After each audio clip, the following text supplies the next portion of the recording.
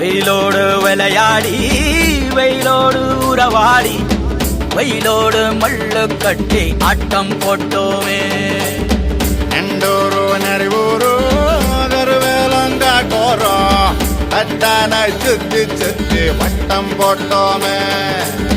பசி வந்தா குருவி முட்ட தண்ணிக்கு தேவங்குட்ட பறிப்போமே சோழ தட்ட புழுதிதான் நம்ம சட்ட புழுதிதான் நம்ம சட்ட.